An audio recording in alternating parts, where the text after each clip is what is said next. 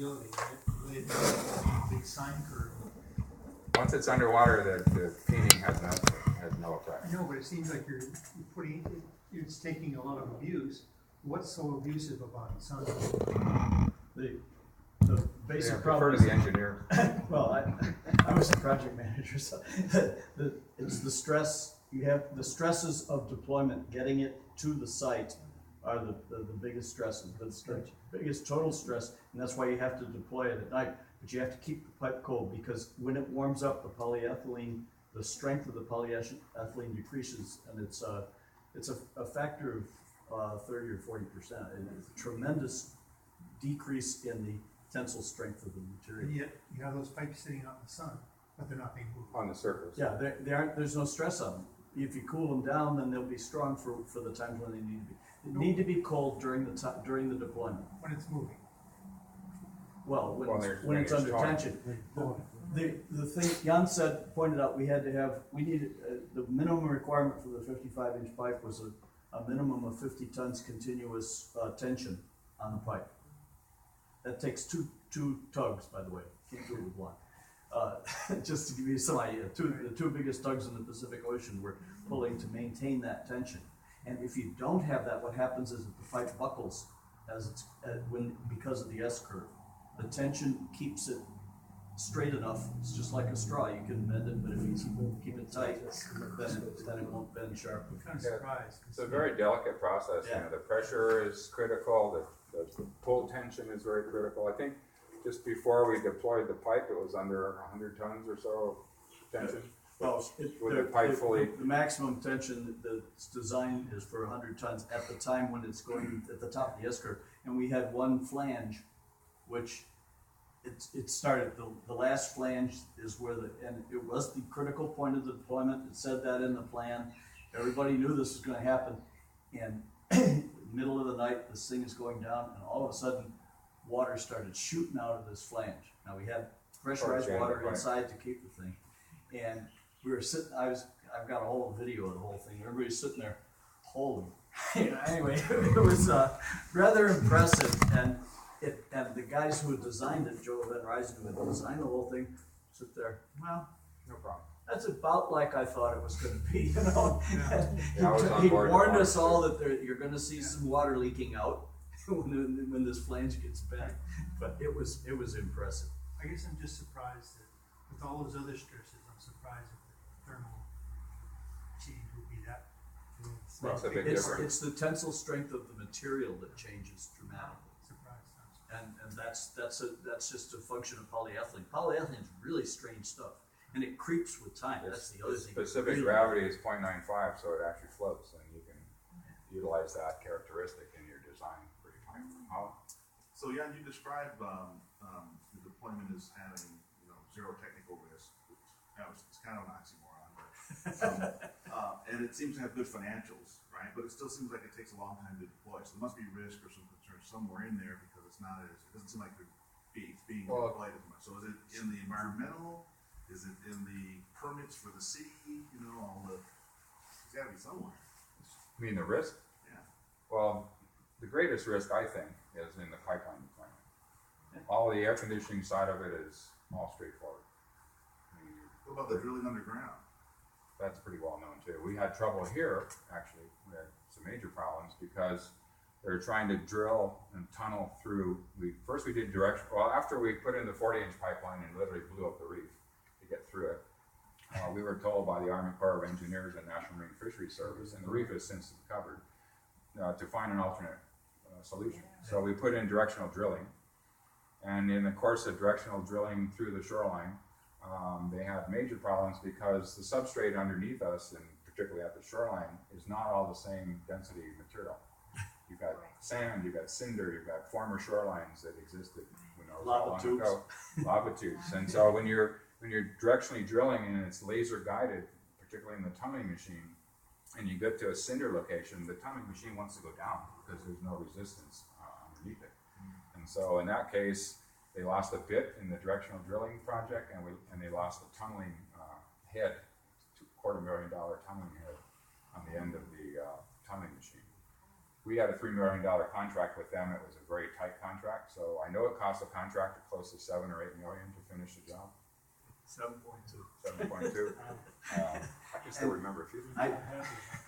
He still gave me a friendly phone call a few years later. So, But there's a lot of upfront stuff. It takes you several years to do the design, the environmental studies, deployment projects can happen in a matter of 24 hours or so. Towing, is as long as it takes from the fabrication location to where you're deploying it. and the Honolulu one, the big issue has been funding.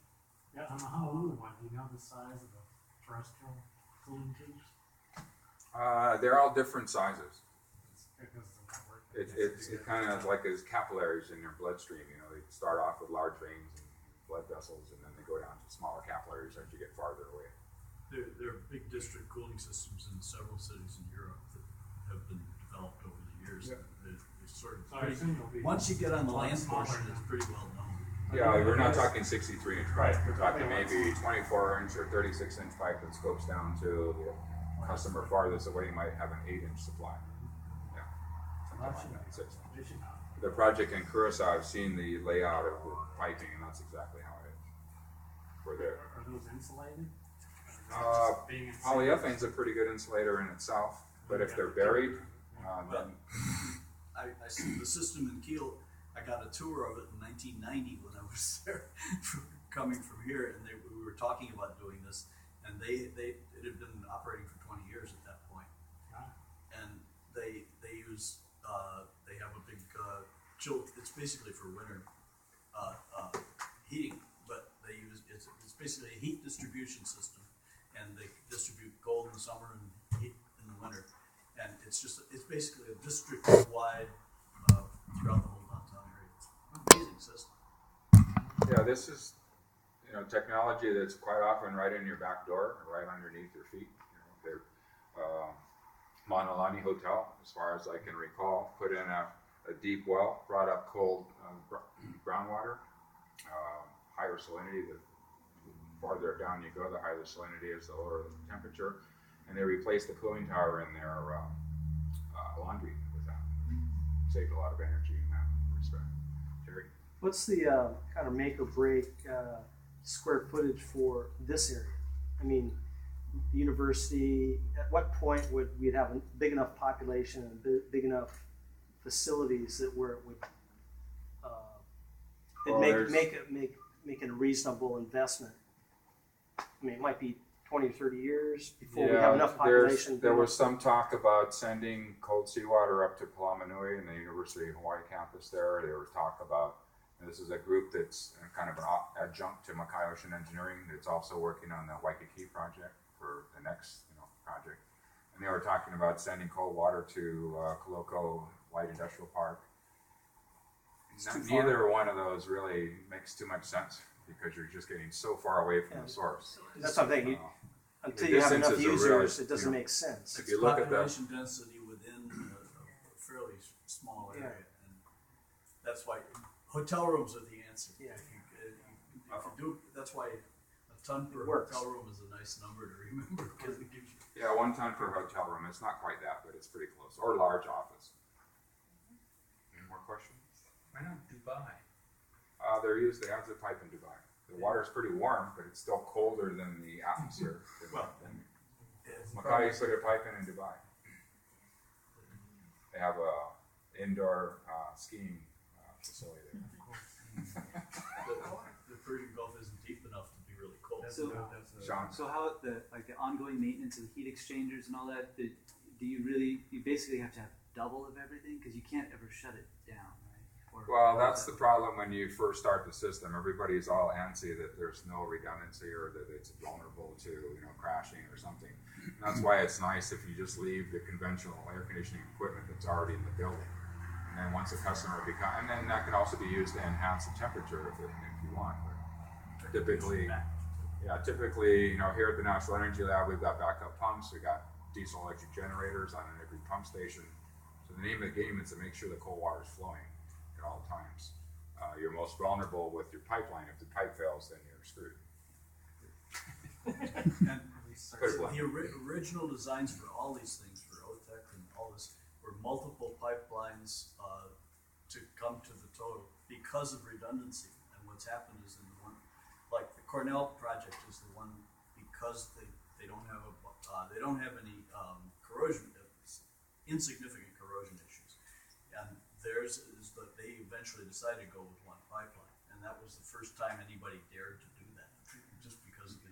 We have a heat exchanger here that's been running since 1986, and we've never opened it up. We've never, other than painting the outside, we've never taken the plates apart. And it's not the way you probably want to operate your system, because, and we don't even have, we have one Y strainer, a little basket strainer ahead of it to filter out some of the organisms that are coming in. And that's because deep seawater doesn't have any biofouling potential, very low biofouling potential, and if you use titanium, you don't have to worry about corrosion. If you don't use titanium, then it's a whole different ballgame. Don? Yeah, and what's the, we hear stories all the time of weird stuff that comes up through the pipe. What's the weirdest thing that ever came up through the pipe? That's Jan's a specialist. I figured you were the guy to ask. If there We was actually found a anybody- new species of squid in 2007. It took 2 years to identify by professors at the University of Hawaii. I call it, if you do a web search for octo squid, because it was missing its two long arms, the feeding arms with the paddles on the end. And so I said, gee, I don't know, it looks like a squid and it looks like an octopus. And I called it an octo squid. The next morning in West Hawaii Today, octo squid found it. Anyway. And incidentally, there'll be an article on this technology in tomorrow's newspaper. So I was interviewed today. I actually wanted to just read tomorrow's paper and then we can go eat right away. Yeah. Aaron Miller. So, Get the right reporter. come on, stump the speaker. Any other questions? Wasn't Legionnaire's disease spawned in some dirty cooling tower? Yeah, So if you got rid of cooling towers, that'd be there you go. There's another benefit right there. You reduce the toxicity factor. So. So, Incidences of it have been in heat exchange. so you're saying that you need to have a certain scale, yet you have examples of a couple of these projects that are very small, right?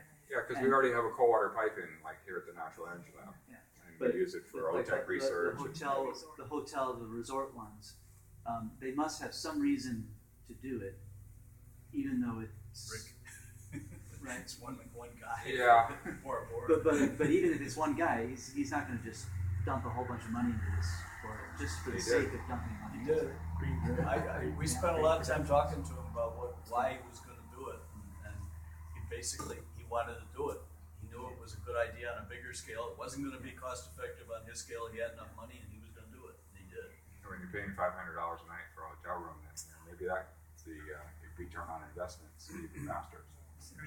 And the spa, he runs the spa using the water from the pipe, and so he writes off a lot of the cost of the pipe and the profits from the spa. And will it eventually pay for itself over long? I think so. Yeah, the payback's probably much longer. But What's the you're big color displacing 80% of the energy costs. Well, it's PR too. If you look at his website, he's got all kinds of stuff about putting it in and stuff. So that's. Well, if no further questions, thank you very much. Great. Appreciate the audience.